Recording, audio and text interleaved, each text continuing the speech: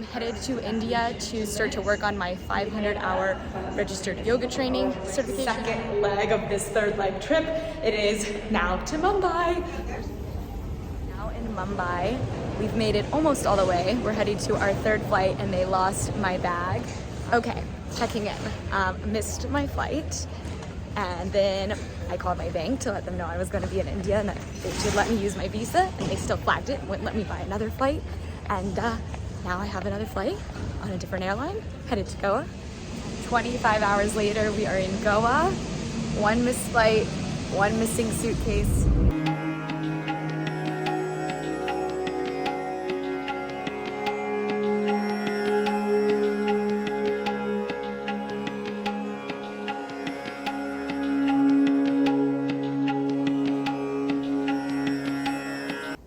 Here drinking some ginger lemon tea. I'm pretty sure this is the bar. Good morning. I'm good. How are you doing? We just got to India and the first thing we're doing is shopping. Check us out in the mirror. What up? What's Kayla doing? I can't pick it up. No. I'm gonna tell you no. Wow, today has been amazing. It's my first day here. I pretty much have not slept. I immediately started shopping because I needed clothes because my suitcase was gone, but it was so much fun. I got a couple really pretty silk dresses and tops. I've learned that most people do not wear shoes here if you're native, and you're not supposed to wear shoes in a store. So that has been cool, and this is a beautiful beach. Just walking out here for sunset, which will be in about an hour.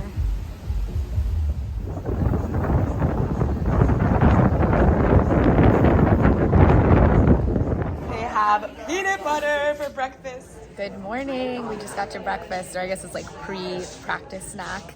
Got some baby bananas and a little bit of coffee.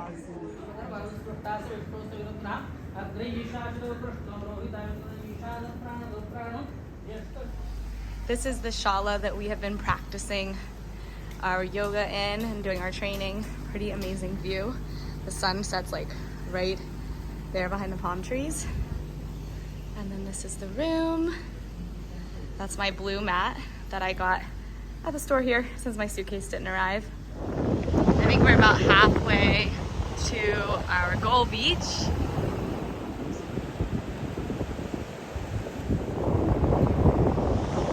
Well, I'm getting close to the end of this little beach segment. Look how cute this is.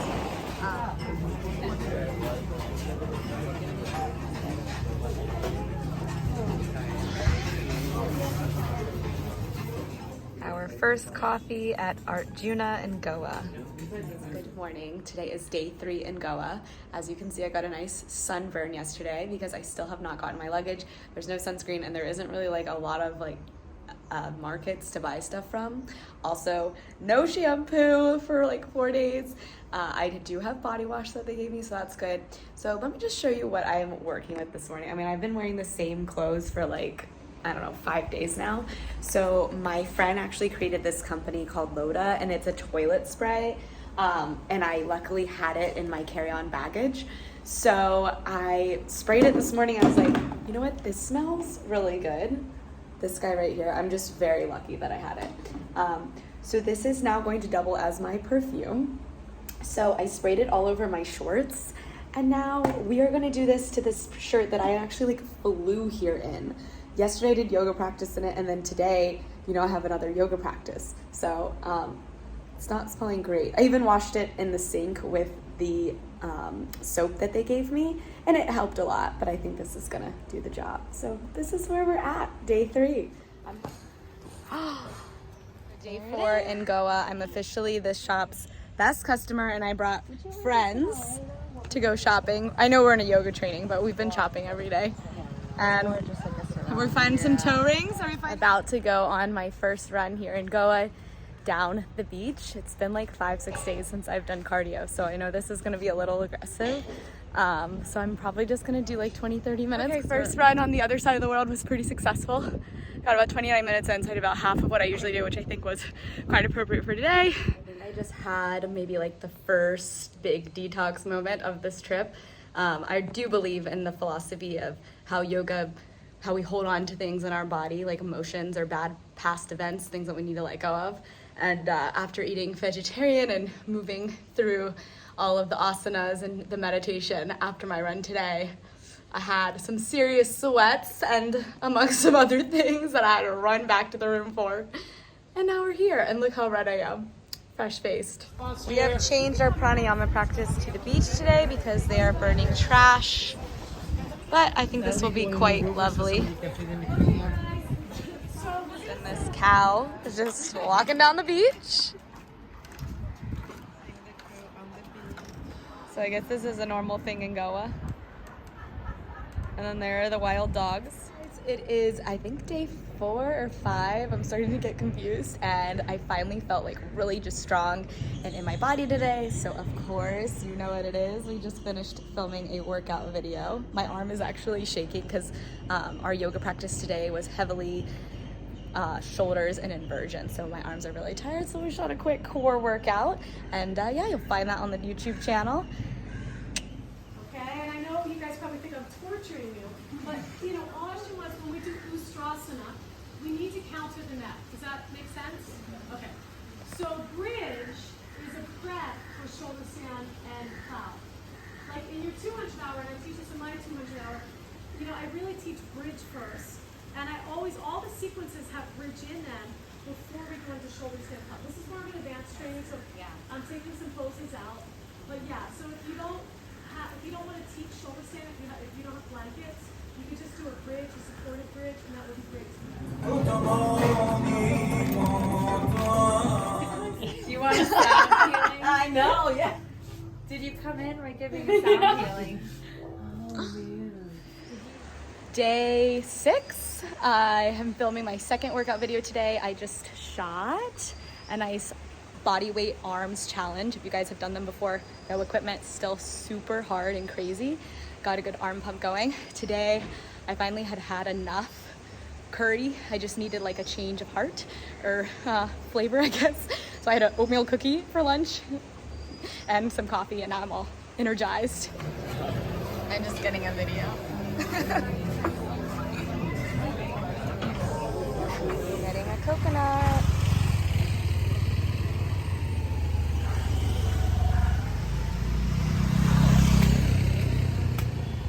I just got a coconut, guys. It was 50 rupees. That is like 50, literally about 50 cents. Is that crazy? Now, it's really the blanket. You can't really see this, but the blanket's lifting her tailbone up. And that's lengthening her lower back. And then if everything feels good, you're going to take your arms overhead. Good. And then the palms are parallel. And you're going to try to touch the thumbs to the floor. Is that okay? Mm-hmm. Okay. And so a lot of you have asked about the pelvic wheel. So this region has to lift, and this region lifts by the thigh bones descending. As soon as your legs get flaccid and weak, you're going to lose the length of the low back. So as the tailbone descends, as the thigh bones descend, lengthen your tailbone. And no back pain? No, it feels good. So, you know that you're from LA when you're at a beach and you're wearing boots. She looks cold with her coffee. Wow, what a journey has this trip been for me. So, yeah, I get why people say India is just good for the soul. It really helps to calm down. I realize how much we just go in the US. I feel like my body is just healing and slowing down, and I'm just like letting myself rest, not pushing it too hard, which is something I like never do. So it's been really good for me. Today is our day off from the training. So I started the day with a nice long beach walk and call with my family. And then I just worked at Artjuna, which is like the cafe I'm obsessed with, for maybe like 2 hours, did some editing, and then got a treat to go. There's a chocolate croissant in there and a coffee with regular milk, living on the edge. So this is that chocolate croissant I was telling you about.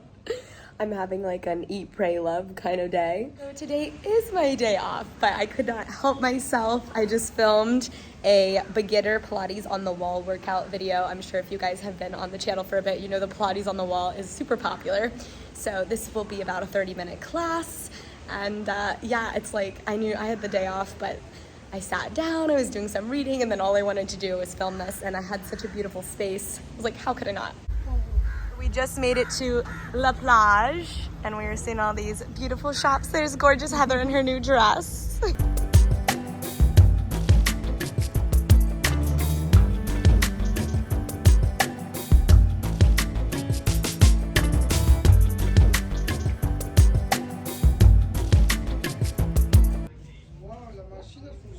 Shopping again.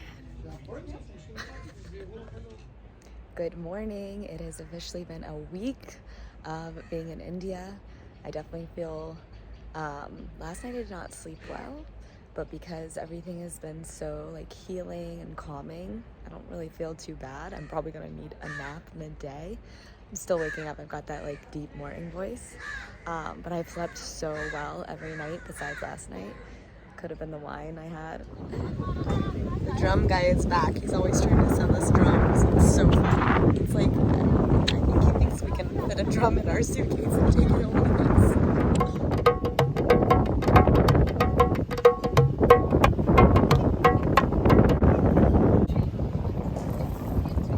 Are you posing? He's posing. You're gonna make the YouTube video. It's a video. What are you selling us today? Necklace, stone pills, yoga mala, meditation mala, bracelet. That's very nice. You like? No, I'm good today. Thank you. Something one buy, happy. Maybe one day. Thank you. Tomorrow, Maybe tomorrow. don't forget my name, Akhilesh. Akhilesh? Yeah. Okay. Today is day 10 of the yoga training, and I have lost my voice. So we're only on the second chakra right now in the chakra work. So once we get to the throat chakra, maybe I'll be able to figure out what's going on. But I'm sure it's some sort of like detoxing. We are on day 11 of the training. I've really rested my voice the last couple hours, so it's kind of coming back, which I hope it does come back because I would like to film some more workouts here, but you know, I'm really in the space of honoring where I'm at. I know at this point I would have tried to shoot one, and I know better, like let it fully heal. So yesterday's, we had a workshop on Osho meditation. A Goan teacher came and taught, and it was interesting. He taught us some different practices that I had never tried before, and one was a walking meditation. We did it in class, but I just did it myself on the beach. So a couple things he said is that you try to employ something called Jalandhara Bandha. If you don't know what that is, it's a slight downward tilt of the chin, the back of the neck lengthens, and it's supposed to really hold in the energy. It's like a lock. And the other thing was to direct the gaze down. It's not straight down where the head falls, but just slightly down and forward, because about 90% of your energy is expended through the eyes, which I thought was really interesting. So this was actually my first time ever walking where I directed my energy with my eyes down. Usually they're like darting around like crazy. And then the next things were to focus on the body first, and then the sounds, and then the third thing I did was the smell, which was interesting. I have to say, I've never gone walking or running and directed my focus down. I'm usually moving around like crazy, and I just walked for about 30 minutes, and I definitely feel more settled, and I feel energized, but not like where my head feels all over the place, which is something I typically lean in towards. I get very hyper, and then I can't focus. So I feel like energetic, but focused. So that's a big observation I have from directing the gaze downwards rather than looking everywhere. And then I also noticed by doing that I definitely rely on my sight sense as number one rather than any of my other senses, because I feel like I just heard and smelled things that I would have never, because I'm putting so much more attention on the vision. So that was a cool observation. And yeah, so walking meditation, if that sounds interesting to you, you should give it a try. So today was day 11 of the training, and I'd say today was the day that things became a little bit more emotional for me. Not really like crying, but maybe all of the information I've been receiving has been boiling up all these thoughts, and they really all came to the surface today. Some like weird memories came up that finally were obvious why I have like certain triggers body-wise. And it's crazy. I feel like the memories were from when I was like 7 to like 10, and I'm like, weird. Like, I feel like a doctor said something to me once.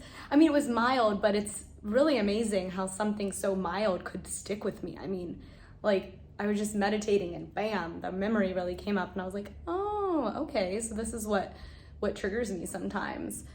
Well, it took 12 days of like meditating in silence to unravel some of these things. And then the other thing that's coming up for me is, you know, I have grown a big private business, Pilates, yoga, personal training wise, one-on-one sessions, and I love it. But I'm finding that I think my next adventure is mainly to focus on retreats, things that allow me to travel and meet a lot of different people continuously. And also I just want to like up my game on the videos because I love them. I'm here and I'm like every day I want to film, even though we've already practiced yoga for like 3 hours. So that is clearly just a passion of mine. Like in class, I just like can't help myself when she talks about something. It gives me this new idea for a workout we can do or a new prop we can use. So yeah, I think today was maybe the biggest like mental shift I've had, or maybe actually I'm feeling more like I'm coming to a conclusion on what I want to do from here, rather than I had all these questions when I got here, and I have more of the answer right now. So that's where we're at. Girls' night out in Arambol.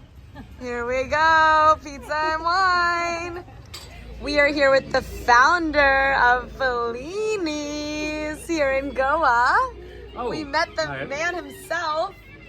Yeah, after a long time I came back from Italy to see what happened. I'm glad we caught you on your vacation here. Yeah. I'm retired now, I have my small pension, and I'm here to enjoy what was many years ago the place that I started. That's amazing. Tell us And, about the history. Arambol was a beautiful place with nothing, completely nothing, and many times eating was a little bit difficult to eat something that was not pancake or okay, fish was available, no problem with that. But you know, we Italian, we are a little mad for other food, pasta and pizza and tiramisu and minestrone soup. And so one day it happens that with some friend we started this small place that was actually for friends, because Arambol was like a private club. There were no more than 50 foreigners living here and there. Oh, wow. And everybody knew each other, and it was a kind of club. I don't know if some of you have seen The Beach with DiCaprio, and there was this story of the secret place. Arambol was like that. Before there was no bridge, so to come here you had to get the ferry boat, and then somebody even walking by the beach. It was very difficult to come here. And Arambol was also very difficult to live in Arambol at that time. Some people really could not stay here. They ran away after a few days because too strong the vibe, the whatever was at that time. But still, we had some friend, an Austrian friend, that was cooking a wonderful goulash. And so at that time I said, why not make something Italian? And slowly started. And then I had to teach some local guys, and they started to cook real Italian food. And year after year, the things were better and better. And now we are here again, still after many years. and the grande place really perfect. No complaint. The pizza, you see, sometimes better than many Italian pizza shops. It's amazing. We loved it. And I'm very happy that they learn what for us is real food. Aw, cheers to that! Salute! Oh my goodness. We've got more pizzas! Meat! This is my first meat in like 16 days. Thank you. You want to put it there? Yeah. We're just doing a little shopping and a Arambol. Oh, that's so I cute. feel like my little girl would wear that. America, what are you doing? No, we're just trying. Oh man, I'm looking really oily now. You want to want the picture? Hold on, we go for tree pose now.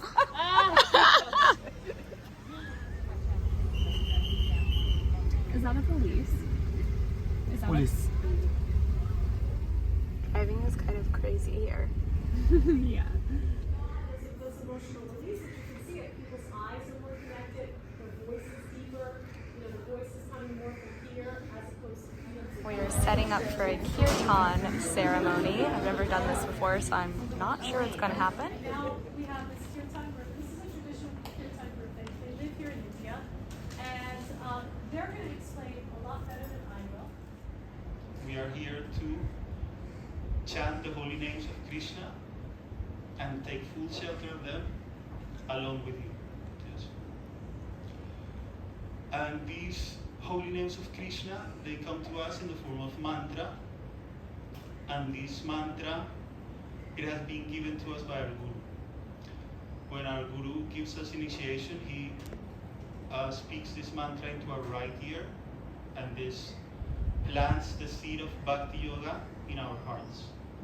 And then slowly, as we practice and listen from him and learn from him, then hopefully this seed of Bhakti starts to open up and blossom and grow every day. So the power of the mantra comes from the fact that it was spoken to us by a saint, somebody whose consciousness is above this material plane.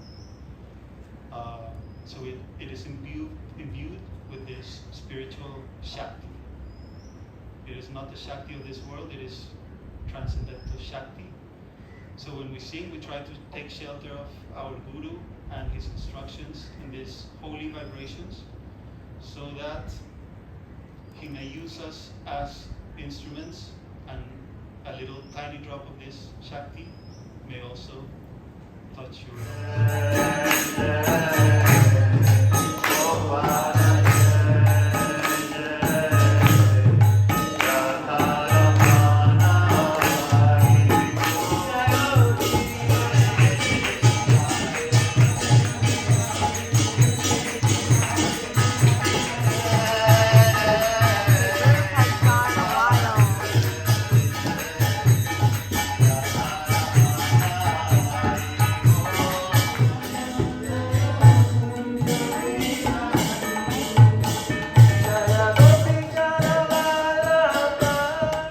Shopping and coconuts have been a big part of my experience here in India.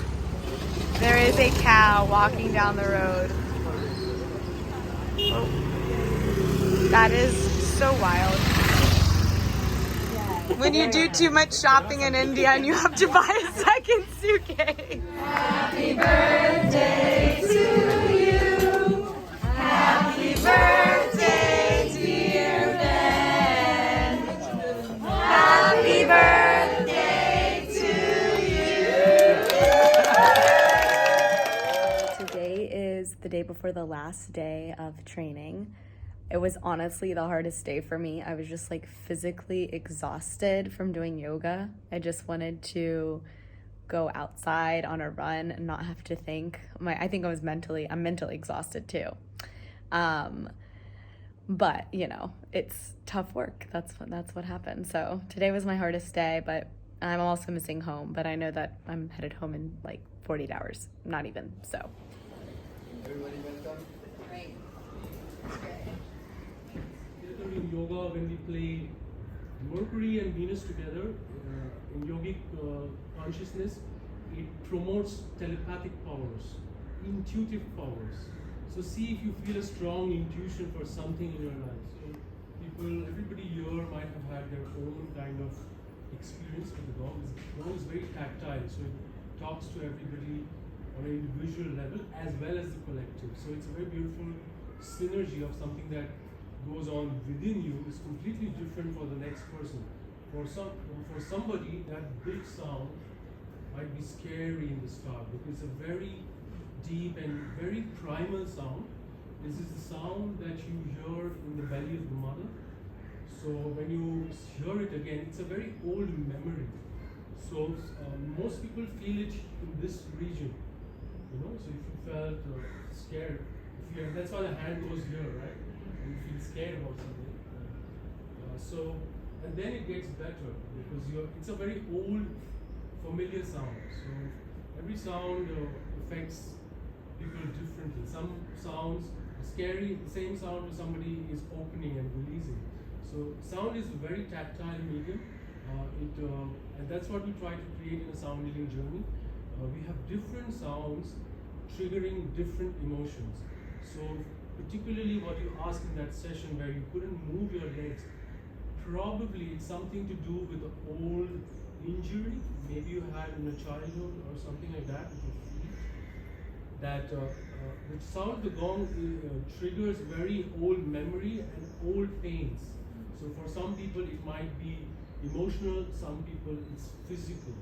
So if you feel a physical pain, that might be something of an old wound which is still healing, still repairing. It's just that you don't feel it anymore. So probably the gong has triggered your legs very strongly, and you might feel a lot of energy in the next days. Like, just be curious. I felt pain. Where exactly? In my ears. Mm-hmm. It was painful and I was irritated. There you go. So it triggers for some people. What's your profession? May I ask you? I was professional dancer. Dancer. So you have like people who have a lot of movements to remember, like a manager or somebody who's working very intensely with the left brain. They have the gong affects them on the head region very strongly. So that's why maybe you feel your ears and your. It was, I felt like it's too strong. It's too strong. I wanted like calm, please calm down. Yes. So the gong gives very individual messages to people. Maybe that's the message for you, that you need to calm down more in your life. Or in your head. Whatever, it's for everybody, whatever that means. Like whatever you Practice teaching by the pool.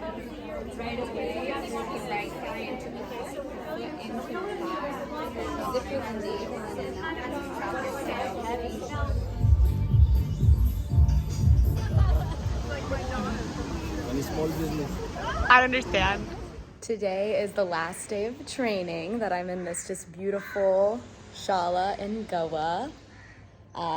So I want to film a Pilates on the wall abs workout.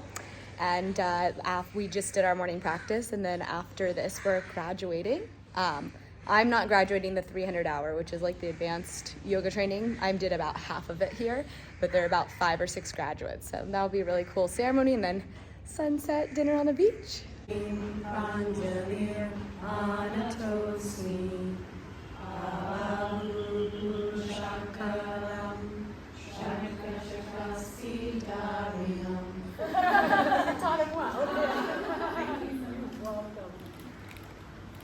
We just finished the graduation ceremony and I'm feeling really emotional. It was just like such a fabulous time here in India, making friends with similar interests and goals. And for me, this training was a lot more emotionally insightful than it was about me like learning how to like teach yoga per se. That wasn't my focus. It was more personal. And whew, I feel it. So I discovered that just a lot of my patterns and beliefs are not serving my goals or intentions for my life. So slowing down, because I typically live a rushed pace. All this slowing down here in India, you know, just their lifestyle, the energy of this place has really allowed me to slow down, because I live in a rush. I live like this. So I do not want to keep rushing. I would like to slow down. I hope that I'm able to maintain this kind of like sigh of relief and this slower pace, which I've also learned that doesn't mean you're not a hard worker. For some reason, I relate hardworking with just like this, like kind of frantic life, which I've realized isn't necessary to live in the frenzy. Can be grounded and still work hard and execute. So yeah, that's really what this training offered me. Headed to the best cafe, Artjuna, and they just like randomly shut the water and the power off here, so I have about 3 hours before I have to leave for the airport. And I'm really hoping, because we practiced yoga this morning, got nice and sweaty, that I can shower. I mean, like you can see, my feet are not clean, nor is the rest of my body. So we'll see what happens. And that's a wrap on India. Headed home.